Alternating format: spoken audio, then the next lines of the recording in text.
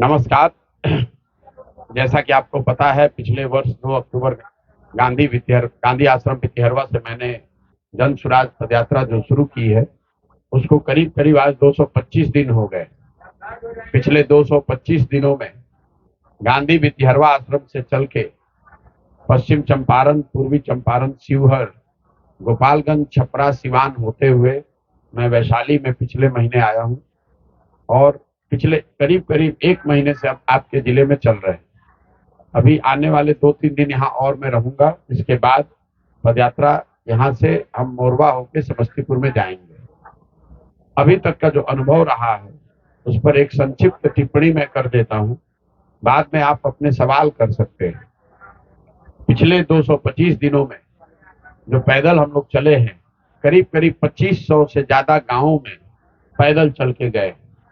लोगों के साथ बहुत लंबा समय भी बिताया है। जैसा आप देख रहे हैं, स्थानीय लोगों के साथ हम लोग पैदल तो चल ही रहे हैं, लेकिन जहां रुकते हैं वहां सुबह शाम पूरे दिन लोगों से मिलते हैं ताकि वहां के विषयों को के बारे में, वहां के लोगों के बारे में बेहतर समझ हो सके। तो अभी तक की जो समझ है, बिहार की जनता की नजर में बेरोजगारी और पलायन यहाँ के लोगों के लिए सबसे बड़ी समस्या है। अब आप ये कह सकते हैं कि बेरोजगारी और पलायन बड़ी समस्या है, इसके लिए पदयात्रा करने की क्या जरूरत है? तो आपको पहले से पता है। आपको ये पता होगा कि बेरोजगारी और पलायन बड़ा विषय है, लेकिन इसकी विकरालता का जो अनुभव है, इसका जो सामाजिक आर्थिक पहलू है, इसकी समझ जब आप गांव में जाते हैं तभी समझ में आती है बात। बिहार के ज्यादातर गांव में, जैसा मैंने आपको बताया, 2500 गांव में मैं गया हूँ। ज्यादातर गांव में 50 से 60% युवा कहीं न किसी कारण से अपने परिवार, गांव, पंचायत छोड़कर बाहर ही रह रहे हैं। चाहे आप मजदूरी करने गए हैं या पढ़ाई करने गए हैं, गांव में आपको ज्यादातर बच्चे मिलेंगे और महिलाएं मिलेंगी और बूढ़े लोग मिलेंगे। जो नवयुवक है वो गांव में रह ही नहीं रहा है और कई लोगों को ऐसा लगता है कि पलायन गरीबी से जुड़ा हुआ मुद्दा है, गरीबों के लिए समस्या है। तो मैं आपको बता रहा हूं अपने अनुभव के आधार पे कि पलायन सिर्फ गरीबों के लिए मुद्दा नहीं है, ये मध्यम वर्गीय और समृद्ध परिवारों के लिए भी बिहार के गांव में इतनी ही बड़ी समस्या है। क्योंकि जो गरीब आदमी है वो मजदूरी के लिए पलायन कर रहा है, लेकिन जो समृद्ध लोग हैं, मध्यम वर्गीय परिवार हैं, वहां पर भी लोग पलायन इसलिए कर रहे हैं क्योंकि उनको पढ़ाई के लिए, रोजी रोजगार, नौकरी के लिए अपना घर परिवार छोड़कर जाना ही जाना है। तो सामाजिक तौर पर एक जो नई बात मुझे समझ में आ रही है कि बिहार में परिवार का एक साथ रहने की जो परिकल्पना है, वो परिकल्पना ही खत्म हो गई है। शायद ही गांव में कोई ऐसा घर है जहां माता पिता, पति पत्नी और बाल बच्चे साथ में रह रहे हैं। कोई होली दशहरा में या कोई परिवार में अगर कोई शादी विवाह है तभी लोग साथ में आते हैं। बाकी अगर चाहे आप गरीब है या अमीर है, सबको बाहर जाना है। दूसरी जो बड़ी बात है रोजगार की, बेरोजगारी भी फिर गरीबों का ही सिर्फ मामला नहीं है। जो लोग मध्यम वर्गीय परिवार के हैं, जो यहाँ बड़े किसान हैं, उनके लिए भी उनके बच्चों की रोजगार सबसे बड़ी चिंता है। पढ़े लिखे लोगों के पास भी रोजगार नहीं। तो दोनों ही, पलायन और बेरोजगारी, ये सिर्फ गरीबों का मुद्दा नहीं है, ये दोनों ऐसे मुद्दे हैं जिससे बिहार का हर परिवार किसी तरीके से प्रभावित है। बेरोजगारी और पलायन के बाद जो दूसरी सबसे बड़ी समस्या लोगों ने बताई, हम लोग देख रहे हैं, वो खेती किसानी से जुड़ा हुआ मामला है। बिहार में खेती करने वाले या खेती से जुड़े हुए लोगों की संख्या बहुत बड़ी है, लेकिन बिहार में आज किसानों की जो हालत है, लोग गांव देहात में अपना बताते हैं कि पहले 2-4-5 साल खेती करके आप मेहनत मजदूरी करके 1-2 कट्ठा जमीन, 10 कट्ठा, 1 बीघा जमीन खरीदते थे। आज बिहार में किसानों की हालत ये है कि अगर आपके घर में कोई नौकरी नहीं करता है, आपके यहाँ कोई बिजनेस व्यापार नहीं है, 5 बरस खेती कीजिएगा तो 1-2 कट्ठा जमीन आपको बेचना पड़ेगा। अगर घर में कोई बीमार पड़ जाए, कोई शादी विवाह आ जाए, तो आपको जमीन बेचना ही बेचना है। किसानों की जो यहाँ हालत है, उसकी मेन वजह जो हम लोग अभी तक समझ में आई है, वो 3 बातें। पहला सबसे बड़ी समस्या स्ट्रक्चरल बिहार में है, खेती से जुड़ी हुई, वो है भूमि सुधार का लागू न होना। पिछले 75 साल में बिहार में भूमि सुधार को लेकर कोई प्रयास नहीं किया गया है। उसकी वजह यह है उसकी वजह से बिहार में आज देश के सबसे ज्यादा भूमिहीन लोग रहते हैं। 60% लोग ऐसे हैं ग्रामीण बिहार में जिनके पास 1 इंच जमीन ही नहीं। ये लाखों एकड़ भूदान में जमीन जो दान दिया गया, लैंड सीलिंग एक्ट में जमीन लिया गया, और सारे समाजवाद के चर्चा और बात नारों के बाद भी 60% लोगों के पास जमीन है ही नहीं। लेकिन उससे बड़ी समस्या यहाँ ये है कि जिन 40% लोगों के पास जमीन है, किसानों के पास, उनमें से 90% मतलब 40 में करीब 35 लोगों के पास 2 बीघे से कम का मालिकाना हक है। जो यहाँ किसान है वो बहुत छोटा और मार्जिनल किसान है। बिहार में जो खेती हो रही है वो खेती कमाने वाली नहीं है, वो खाने वाली खेती है। कैश क्रॉप का कोई कॉन्सेप्ट नहीं है। आप धान, ज्यादातर किसान यहाँ धान, गेहूं, मकई उगा रहे हैं ताकि उनका और उनके बाल बच्चों का पेट भर जाए। खेती का कॉन्सेप्ट ऐसा नहीं है कि खेती करके कोई आपको आमदनी करना है, पैसा कमाना है। सरकारी आंकड़े बता रहे हैं कि सिर्फ 4 से 5% किसान ही खेती करके आमदनी कर पा रहे हैं। बाकी किसान या तो खेती करके अपने परिवार का पेट भर रहे हैं या फिर खेतों में वो मजदूर हैं। दूसरी किसानी की जो बड़ी समस्या है किसानों की, वो है जल प्रबंधन की जो कुव्यवस्था है। बिहार में 50% जो खेती योग्य जमीन है उसमें बाढ़ की संभावना है, वो बाढ़ से प्रभावित है। लेकिन जो बाकी का 50% है उसमें भी या तो सूखा है या फिर नदियों का जल कटाव है, और सिवान, छपरा, वैशाली जैसे जिलों में जल जमाव की जो समस्या है, आप लोग भी जिस इलाके में हम लोग बैठे हैं, सैकड़ों एकड़ जमीन, जिसको चवर आप लोग लोकल भाषा में कहते हैं, अगर 7 जिले का ही मैं मिला दूं तो हजारों एकड़ जमीन जल जमाव से प्रभावित है।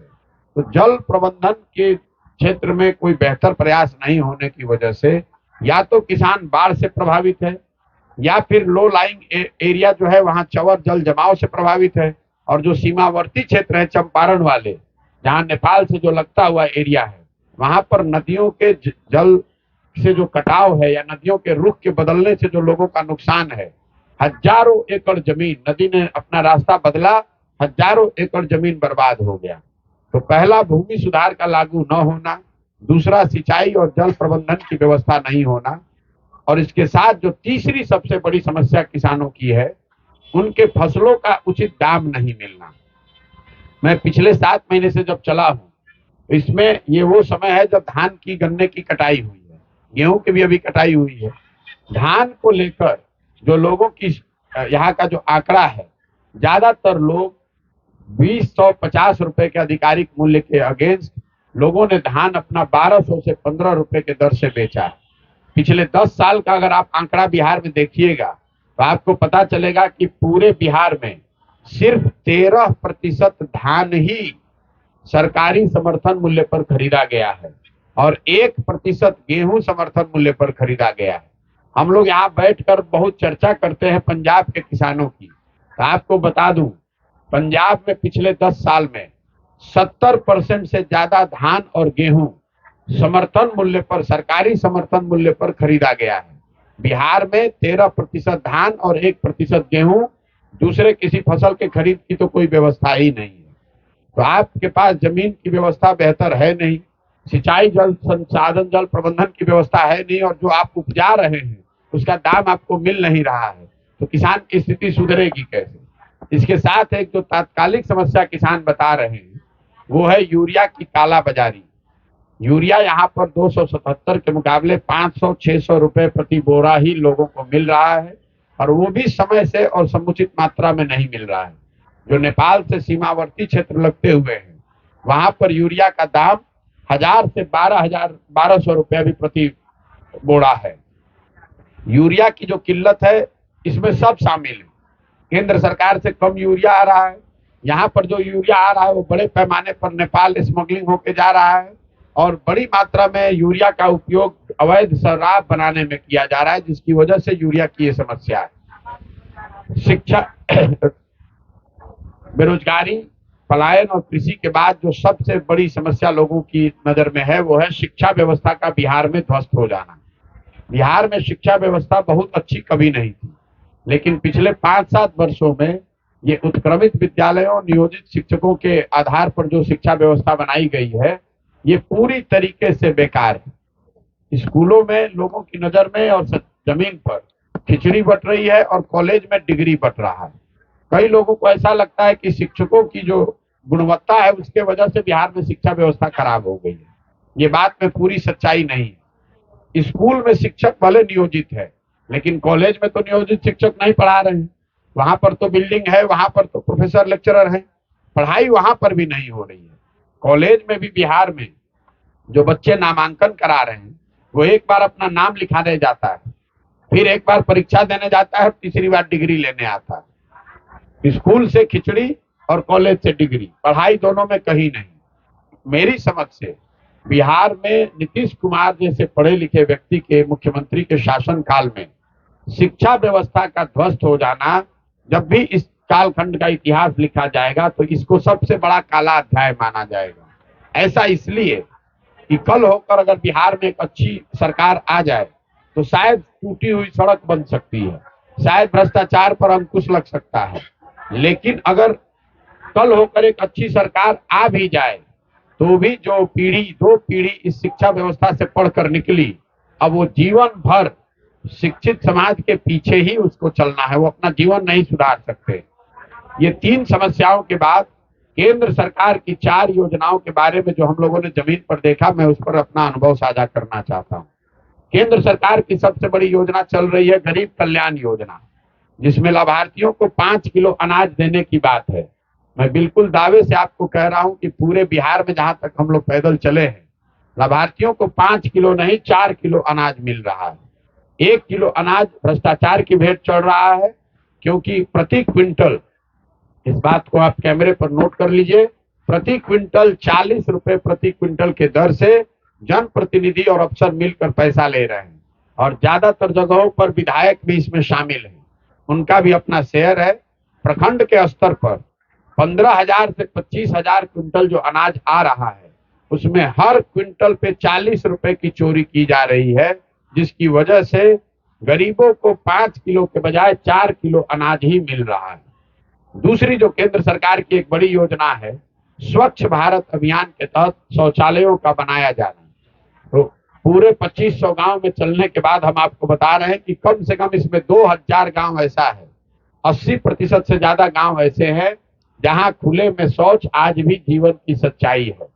ओडीएफ पेपर पर घोषित कर दिया गया, लेकिन ज्यादातर गांवों में शौचालय, खुले में शौच जीवन की सच्चाई है। ऐसा इसलिए हुआ है कि शौचालय बनाने के लिए लाभार्थियों से अफसरों ने 2000 रुपए प्रति शौचालय लिया है।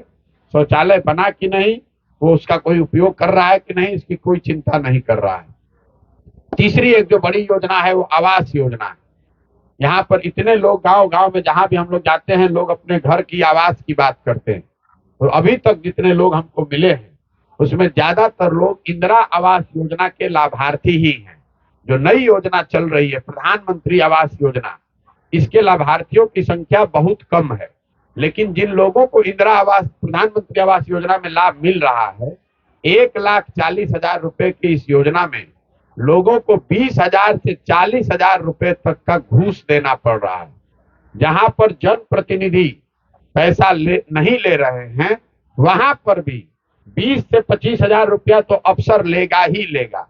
इंदिरा आवास में नाम लिखने के लिए 1,000 रुपया, फोटो खींच के आगे बढ़ाने के लिए 2,000 रुपया, पूरा एक किस्त और सिस्टम बना हुआ है। जहां पर जनप्रतिनिधि भी पैसा ले रहे हैं, वहां लाभार्थियों को 30 से 40,000 रुपया प्रति आवास देना पड़ रहा है। और सरकार की हालत ये है कि पिछले वित्तीय वर्ष में अगर 100 घर के लिए पैसा केंद्र सरकार ने भेजना था, तो बिहार में सिर्फ 60 घरों का ही पैसा आया। 40 घरों के लिए तो पैसा हम लोग लेकर ही नहीं आए। पूरे भारतवर्ष में प्रधानमंत्री आवास योजना में बिहार सरकार का परफॉर्मेंस सबसे निचले स्थान पर है। 61% का यूटिलाइजेशन है पिछले साल। 40% लोग जिनको आवास मिल सकता था, हम लोग पैसा दिल्ली से लेकर ही नहीं आए। चौथी और अंतिम जो केंद्र सरकार की एक बड़ी योजना है मनरेगा की, इस योजना ने मुझे आश्चर्यचकित किया है। क्योंकि मेरा अपना मानना था कि बिहार में इतनी गरीबी है, इतना बेरोजगारी है, भूमिहीन लोग हैं। जब मैं गांव में जाऊंगा तो मुझे मनरेगा के काम होते हुए दिखेंगे। तो बिहार में मनरेगा को एक तरीके से बंद ही कर दिया गया है। अभी तक 225 दिन में 2500 गांव में हमको कहीं पर भी मनरेगा का सक्रिय काम होता नहीं दिखा है। लोग ये बताते हैं कि ये पेड़ मनरेगा में लगाया गया है, या ये आंगनवाड़ी या पंचायत भवन में मनरेगा का मजदूर ने काम किया है, लेकिन मनरेगा का कोई सक्रिय काम होता हुआ अभी तक हमको नहीं दिखा। पिछले साल मनरेगा में बिहार सरकार का यूटिलाइजेशन है 40%, 39 टू बी प्रिसाइज 39%। मतलब अगर 1000 करोड़ रुपया दिल्ली की सरकार हम लोग को दे रही थी तो हम लोग 600 करोड़ रुपया तो लेकर ही नहीं आए, 400 करोड़ रुपया ही लेकर आए गरीबों के लिए। और जो पैसा लेकर आए, मनरेगा में दलाली, भ्रष्टाचार, पीसी सबसे चरम पर है। 40% उसमें पीसी का दर है। तो मतलब जो गरीबों के नाम पर पैसा 100 रुपया आया, उसमें 100 में 60 रुपया लेकर ही नहीं आए। जो 40 लेकर आए उसमें से 16 रुपया 15 रुपया चोरी कर लिया। सिर्फ गरीबों को 20-25 रुपया ही मिला। तो ये हालत है मनरेगा की। इसके बाद राज्य सरकार की 2-3 योजनाओं पर हम टिप्पणी करेंगे। पहली योजना है यहाँ नल जल की योजना। सरकार का दावा है कि 2/3 नल जल योजना चल रही है। हम लोग जो जमीन पर देख कर आ रहे हैं, 2/3 से ज्यादा नल जल योजना काम नहीं कर रही है। जहां पर भी योजना कहीं बनी नहीं, जहां बनी वहां चली नहीं, और चली तो वहां जमीन के विवाद में, या जो वहां वार्ड सदस्य चुनाव हारे, इनका मालिकाना हक के चक्कर में वो योजनाएं आज ठीक तरीके से चल नहीं रही है।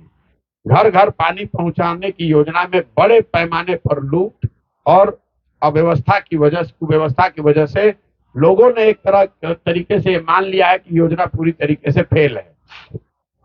दूसरी जो 7 निश्चय की सबसे बड़ी योजना थी 2015 में, जिसकी चर्चा आप लोग उतनी नहीं करते हैं, वो है नली गली के पक्कीकरण की योजना। 2015 में जब योजना बन रही थी, मैं उन बनाने वालों में था। उस समय का अनुमान था कि 5 वर्ष में 2015 से 2020 के बीच में हर घर से नालियों के पक्कीकरण के करके उसको बड़े नाले से पानी को बाहर निकालने के लिए और गलियों का पक्कीकरण करने के लिए कुल 80,000 करोड़ रुपया खर्च किया जाएगा। अभी इस योजना की हालत यह है कि घरों से नालियों के पक्कीकरण की कोई व्यवस्था नहीं हुई है, वो काम शुरू ही नहीं हुआ। गांव में सड़कों के किनारे बड़े बेतरतीब तरीके से बने हुए कुछ नाले दिखते हैं। ये बताता है कि योजना के नाम पर पैसा निकाला गया, उसमें लूट हुई और घटिया क्वालिटी का कोई नाला बना दिया गया। उसको घरों के नालियों से न जोड़ा गया, न नालों से पानी को बाहर लाकर उसके निस्तारण की व्यवस्था की गई। नतीजा ये हुआ है कि लोग आज भी पानी निकासी के लिए चिल्ला रहे हैं, और ये नाले जो रोड के किनारे बनाए गए हैं, ये सारे नाले करीब करीब कूड़ेदान में परिवर्तित हो गए। इसके साथ 7 निश्चय में जो दो और बड़ी बात कही गई थी, बेरोजगार युवाओं को 18 से 35 साल के युवाओं को 1000 रुपये मासिक सहायता मिलने की बात बताई गई थी। तो इस योजना को सरकार ने शुरू ही नहीं किया। आज तक हमको एक भी लड़का नहीं मिला जो कि बेरोजगारी भत्ता, जिसको 1000 रुपये महीना मिल रहा है। एक और योजना स्टूडेंट क्रेडिट कार्ड थी, जिसमें यह तय किया गया था कि 12वीं के बाद के पढ़ाई के लिए सभी बच्चों को बैंकों से ऋण मिल जाएगा। उस समय का अनुमान था कि 1.25 करोड़ बिहार के बच्चों को बैंकों से ये सुविधा मिलेगी। अभी 10 लाख से भी कम बच्चों को पिछले 9 वर्ष में सुविधा मिली है, और ज्यादातर लोगों ने स्टूडेंट क्रेडिट कार्ड को भी एक तरीके से बंद मान लिया है। 2 क्षेत्र जहां आपको सुधार हम लोग को दिखा है, एक है बिजली और दूसरा है सड़क। बिजली जरूर हर जगह आ गई है, हर गांव में, हर घर में बिजली आई है, लेकिन बिजली को लेकर ग्रामीणों की शिकायत जो है कि उनकी नजर में बिजली का बिल बहुत ज्यादा आ रहा है। लोग 2000, 4000 से लेकर 1 लाख, 1.25 लाख का बिल भी दिखा रहे हैं। एक बार बिल आपका गलत आ गया तो आप लोग अदालतों का चक्कर लगाते रहिए, आपका कनेक्शन कट जाएगा, कोई सुनवाई नहीं है। तो बिजली बिल की समस्या लोगों की नजर में एक बड़ी समस्या है। दूसरा जो सड़कों में सुधार का मामला है, निश्चित तौर पर नेशनल और स्टेट हाईवे बिहार में सुधरा है, लेकिन ग्रामीण सड़कों की स्थिति कमोवेश वही है जो लालू जी के राज में कभी होती थी। चाहे वो प्रधानमंत्री संपर्क योजना हो, मुख्यमंत्री संपर्क योजना हो, ग्रामीण कार्य का सड़क है या पंचायती राज का सड़क है। ग्रामीण सड़कों की गलियों की स्थिति करीब करीब वही है जो पहले जमाने में होती थी। इसके साथ साथ एक अंत में दो और बातें जो नया उद्योग बिहार में शुरू हुआ है। एक है शराबबंदी से जुड़ा माफिया और बालू माफिया। बिहार में ये दोनों चीज आज से 5-7 बरस पहले इतने बड़े पैमाने पर नहीं था, लेकिन अभी हम लोग देख रहे हैं कि दो उद्योग यहाँ जो एकदम फल फूल रहा है वो है शराब माफिया और बालू माफिया। बड़े पैमाने पर हजारों करोड़ रुपए की शराब और बालू के माध्यम से लूट हो रही है और इसमें लोग नीचे से लेकर ऊपर तक मिले हुए हैं। शराबबंदी के नाम पर शराब की दुकान बंद है, घर घर होम डिलीवरी हो रहा है, कोई पूछने वाला नहीं है। वही हाल बालू का है, जो जिसकी लाठी उसकी भैंस, जिसकी जहां ताकत है वहां से बालू उठा रहा है, बेच रहा है और हजारों करोड़ रुपए का लोग चोरी कर रहे हैं। कोई सरकार की ओर से पूछने वाला नहीं है। एक अंतिम बात जो पूरे 225 दिन में सबसे ज्यादा लोग हम लोग को बता रहे हैं वो 3 शब्द है। पहला है अफसरशाही से परेशान जनता। चाहे आप गरीब हैं, अमीर हैं, जनप्रतिनिधि हैं या सामान्य आदमी हैं, हर आदमी अफसरों और उनके भ्रष्टाचार से परेशान है। दूसरा, सरकारी विभागों में फैला हुआ भ्रष्टाचार। कोई भी सरकार से जुड़ा हुआ काम नहीं है जो कि बिना पैसे के आप करा लीजिए। चाहे आपको जन्म प्रमाण पत्र बनाना हो, मृत्यु प्रमाण पत्र बनाना हो, जमीन का रसीद कटाना है, पासपोर्ट का वेरिफिकेशन कराना है, कोई भी काम बिना पैसे के आप नहीं करा सकते हैं। और तीसरा, सभी सरकारी योजना में निश्चित तौर पर पीसी का काटे जाना, चाहे योजना केंद्र सरकार की हो या राज्य सरकार की। हर योजना में 20% से 40% तक दलाली का नया नाम जो बिहार में पीसी है वो पीसी काटा जा रहा है। बिना पैसा दिए हुए कोई उपाय नहीं है। चाहे आप मुखिया हैं कि सामान्य आदमी हैं, प्रमुख हैं, जिला पार्षद हैं, हर आदमी को पीसी देना है। ये बिहार की व्यवस्था है। मोटे तौर पर ये अभी तक का अनुभव है। अब आपके जो सवाल हैं वो आप सवाल कर सकते हैं। बहुत बहुत धन्यवाद।